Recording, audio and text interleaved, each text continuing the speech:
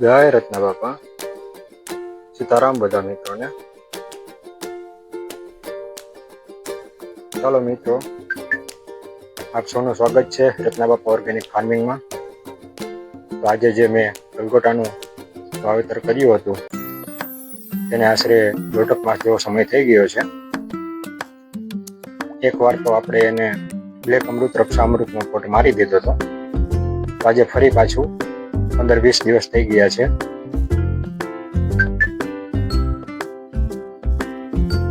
તો ફરી આપણે બ્લેક અમૃત રક્ષામૃત અને ફૂગ અમૃત નો છંટકાવ કરીશું. તો ચાલો જઈએ.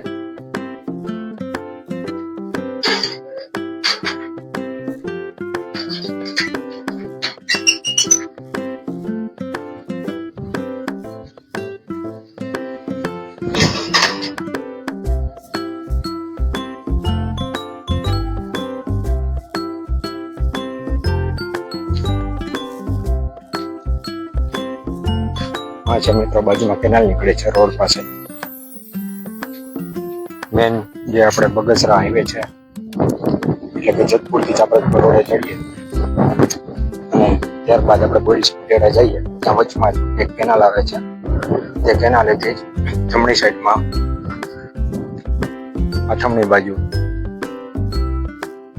એક રસ્તો નીકળે છે. તે જીતુડી હનુમાનજી મહારાજના મંદિરે જાય છે. તો બગસરા મેન હાઈવે રોડ પરથી આ ચોથું જ ખેતર છે.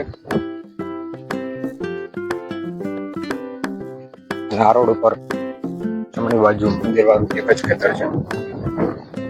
ત્યાં અમીપરા પરિવારના, અમારા પરિવારના જોરાપુરા દાદાશ્રી રત્ના બાપા, રત્નાભાઈ દલાભા અમીપરા, તેમનું મંદિર છે.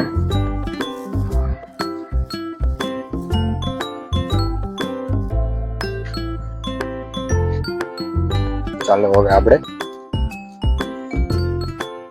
આજે મેં તમને જેમ કીધું એમ બ્લેક અમૃત, ફૂગ અમૃત તેમજ રક્ષા અમૃત, આનો છંટકાવ મિત્રો 15 થી 20 દિવસે કરવાનો હોય છે. તો આશરે લગભગ આજે 17 દિવસ જેવું થઈ ગયું છે. તો ફરી પાછું આપણે બ્લેક અમૃત, રક્ષા અમૃત, ફૂગ અમૃતનો છંટકાવ કરીશું. પંપમાં આપણે ત્રણેય વસ્તુ નાખેલી છે. બ્લેક અમૃત નું માપ છે 50 ml પર પંપ, ત્યારબાદ ફૂગ અમૃત 25 ml પર પંપ અને રક્ષા અમૃત તે પણ 25 ml. એક કીટ લ્યો મિત્રો, એટલે એક કીટમાંથી તમારે 20 થી 22 પંપ જેવું થઈ શકે છે. Gentle sound of the waves crashing against the shore, a serene melody. મિત્રો, આ છે ગોકૃપા અમૃતમનો 1 લીટરનો શીશો, 1 લીટરની બોટલ.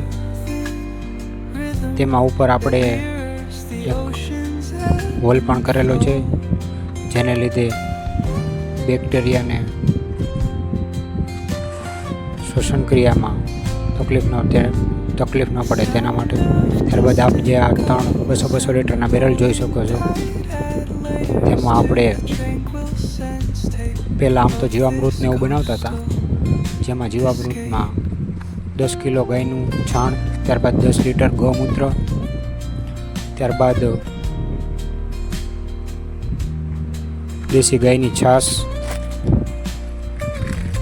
તેની સાથે 2 કિલો કોઈ પણ કઠોળનો લોટ નાખતા, એવી રીતે જીવામૃત બનાવી તેનો ઉપયોગ કરતા. તો હવે આમાં છે આપણે ગોકૃપા અમૃતમ 750 લીટરની ટાંકી છે, જેમાં આપણે દેશી ગાયની છાશ 9 થી 10 લીટર, ત્યારબાદ દેશી ગોળ 9 થી 10 કિલો અને બીજું પાણી ને ગોકૃપા અમૃતમનું કલ્ચર, જે બધું સંપૂર્ણ મિક્સ કરી તેને રોજ 5-5 મિનિટ હલાવી અને ત્યારબાદ પીએચ સાથે આપીએ છીએ. જો ઓલરેડી બની ગયેલું છે.